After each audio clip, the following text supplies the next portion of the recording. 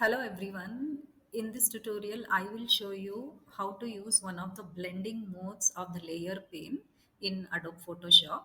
Blending modes in Photoshop allow the modification of pixel interaction between a top blend layer and a bottom base layer. Some of the commonly used blend modes are multiply, screen, overlay, color, and each creating different kind of effect on the base layers. You can watch this example of blending two images. So here I'm going to take the image which has this moon and place it on another file containing a different kind of image. You can see that I have applied free transform on the image that is on the top layer, and I'm going to resize it so that it fits to the size of the underlying background layer.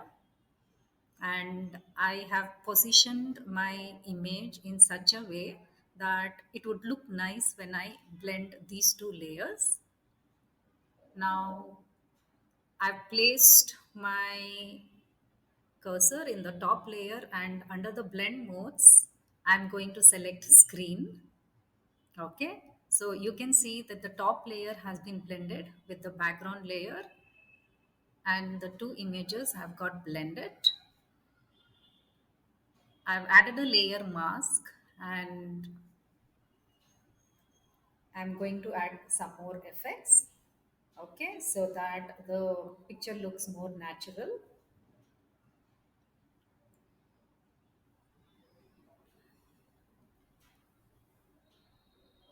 So let me show you once again.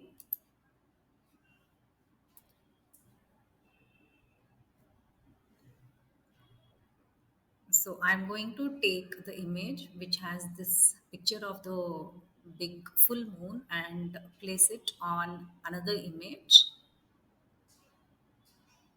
And I'm going to resize layer 1 which contains the image of this full moon, and I'm going to position it in such a way that when both these layers are blended, they look nice. Now I'm going to apply the blend mode screen from the layer pane.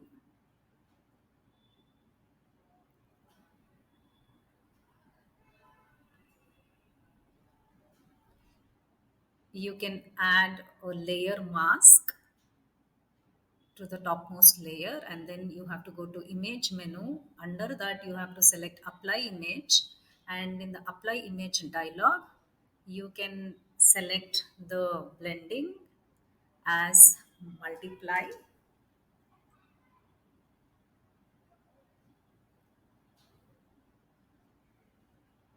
You can select merged in layer and then click on OK to close the dialog box. See to it that your foreground color is black and background color is white. You can take the brush tool and you can reduce the opacity of your brush in the options bar, and then you can delete some of the portions of layer 1. You can erase it like the way I'm doing it. I'm going to paint over layer 1 in some portions so that the background layer is more highlighted.